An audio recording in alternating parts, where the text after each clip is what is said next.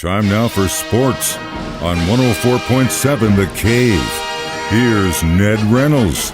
Mike, the intern, Ned Reynolds, back in the studio on a Wednesday morning. So I was anxious yesterday afternoon watching all the last-minute trades happen. I figured the Chiefs were probably going to make a try at someone, but the opposite happened. We let go of someone, but we got some cap space, and it also means McDuffie's coming back. And there is the real reason right there, the cap space. This is Rashad Fenton, who the Chiefs traded for a seventh round. It's a conditional seventh round draft choice. I'm not sure exactly what that means, but regardless of that, Rashad Fenton's contract and person has gone to the Atlanta Falcons to play, and that's okay. That's fine.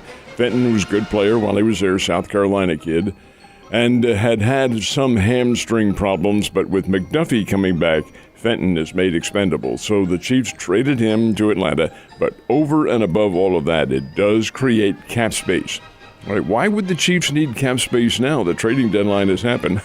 Trading deadline has, but free agency has not. You can pick up those free agents, and I don't like this personally, but it still could be that they're looking at Odell Beckham Jr. I hope not, but it could be. Guy's got talent, and if that does turn out to be the case, then I think the Chiefs have the money for him. I don't know why in the hell they would go after him now after going after Tony. That doesn't make any sense at all to go pick him up too if you're making all these changes. Hopefully it's just Beach moving some money for the future, or because we've got a lot of contracts coming up here in the next year or two that we're gonna have to figure out. No question about that. You're going to be able to have to be able to afford some of these guys who are coming back, but I wonder, and I hope that's not the case, as you just pointed out, but we'll find out. We will find out. All right. There is basketball in Springfield tonight. Are you going to go watch some basketball, or are you going to be at home watching the series? Oh, no, now you got me torn a little bit. Yeah, we'll talk about my opinion on what you should do, but we'll see what happens. But regardless, there is basketball tonight in Springfield, and it's back, baby. Lady Bears play an exhibition game tonight. They're playing Missouri S&T. That's the ball club from Rolla. And, folks, they are pretty good. That's a very good Division II team from up in Rolla that's coming down here. But the key is they are D2, and it is an exhibition game. Now, the game tonight for the Lady Bears starts at 6 o'clock.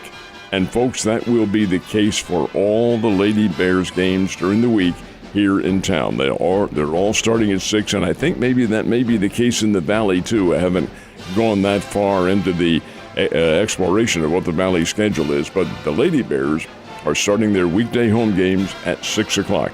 It'll be 6 o'clock tonight, then the Bears play at home an exhibition game on Saturday night against Kansas Newman, and that Kansas Newman team is playing Wichita State tonight, so we'll get a look anyway at what they have to offer. It's exciting, though, and I know you're happy it's back. Missouri State, though, on the road this weekend. Where are they going? They're going to Vermillion, South Dakota to play the Coyotes of the University of South Dakota. This is a game the Bears can win. South Dakota has, well, they're a team that has really lost to all their Valley opponents except one, and they beat Southern Illinois. Now, how in the world did that happen? The Bears got walloped by Southern Illinois. Well, anyway, this South Dakota team played Western Illinois, and they played Youngstown State. And Youngstown State last week beat them 45-24. Well, that's a Youngstown State team that beat Western Illinois by 1. However, the key here is that Western Illinois had many of their players. They didn't have them when they came down here to Springfield because of injuries. 52 of their 100 players were injured. That's what kind of a decimated squad that was. Not making any excuses. But what that does is set the scene for this Saturday's game. It's a game the Bears can win if they play well, and we're hoping that they certainly do. I do too. But yeah, that to have half your team down, you might want to check and see what's going on with that conditioning coach because that's not good. It's like you half your team are riding in a bus that got in a car crash. I can tell the old man was in a good mood when he came in today. We were in a text chat thing last night, and as soon as Bryce came up, hit that first pitch out, I was like, oh, Ned is losing his mind right now. Now, I will say he never texted us back because he probably had his phone off and was just completely focused in on the TV. But, I mean, I got to tell you, Philly looked like they really wanted to win this thing last night. The crowd was awesome, and it was just fun baseball to watch.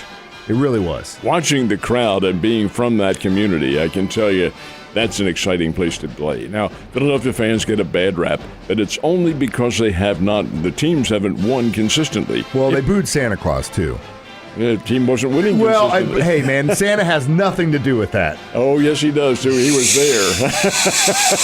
Santa Claus You didn't try need to be at a justify football booing game. Santa Claus, Ned. Philadelphia Eagles fans, and then here's an interesting factor, because when the game is played on Thursday night, both Philadelphia teams are playing both Houston teams.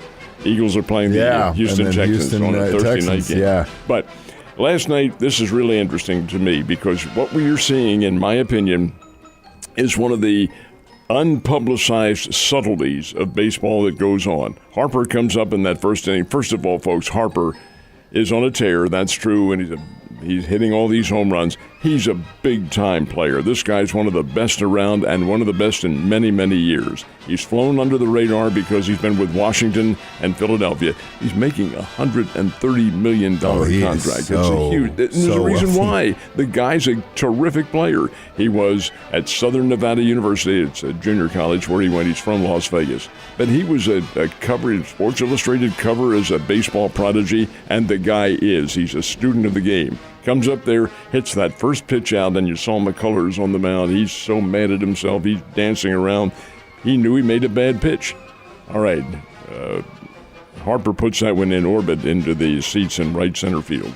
Comes around, and here's the key. They have that elbow bump and all that sort of thing. The next batter up is Castellanos. He stops and talks with him for about 2 or 3 seconds, saying, "Watch, I'm going to visit with you later on." Goes in the dugout, visits with some of the others. Next inning, he calls Alec Boehm, the third baseman, over, says, "Come here." And McCullers denies this was happening, that he's tipping his pitches. Been around baseball long enough to know. Big time. Now, what he was doing, nobody knows. And the Phillies won't tell him that what's the little guy? He was in the dugout trying to ask him. They weren't going to give that up. They have this little announcer down there, Rosenthal, I think. How the hell did he get in there? I don't know. He gets to Boehm and he says, "Hey, what did Bryce tell you?" "Well, you don't think he's going to tell you anything. Told me to relax." So they can steal it from us? Anyway, what he is doing, what McCullers was doing out there was he doesn't even know he was doing it. But he was moving his feet the wrong way or a different way or tilting his glove a different way. It was a subtlety, and Harper picked up on it and said, "Watch him. Watch him when he's out there. If he's doing that, he's going to throw this." Boom! Hey, look, you don't have 3 home runs in 2 innings, a World Series record, or 5 home runs in a game, which ties the record, 5 in 5 innings, which breaks. You don't have that unless that pitcher is making a mistake out there, and he was. Well, and the funny thing about this is karma is a wheel, my friend, and it's interesting to me that Bryce Harper, and we talked about this before we got into it, I just love the fact that guy, he just is so hyper-focused in on this game, and he catches that and tells everyone, and it pays off.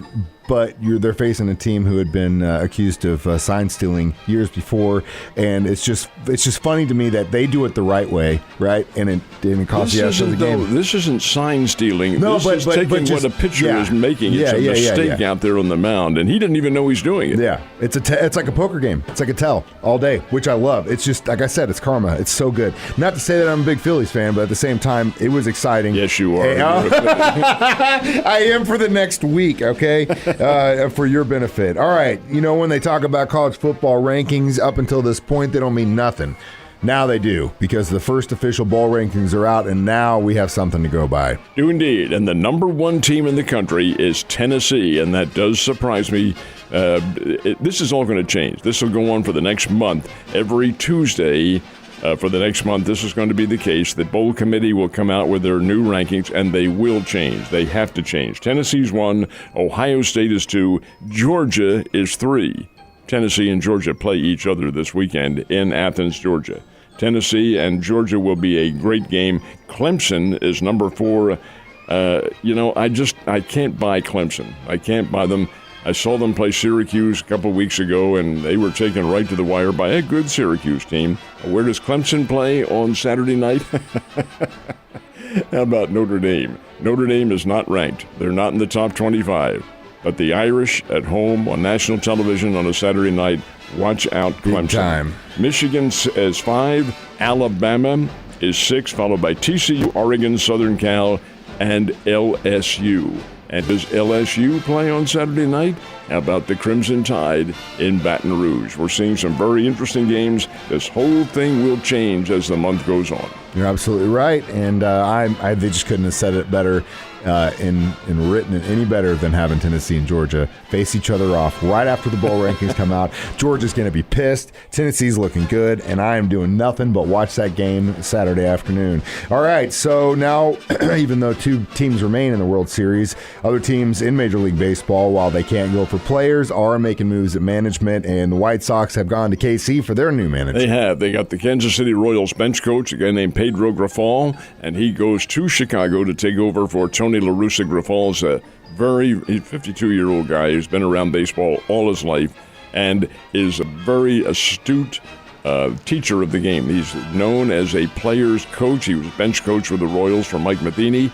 So he is now the boss of the Chicago White Sox. He'll do a very good job if anybody can motivate the White Sox, who have a load of talent but underachieve every year.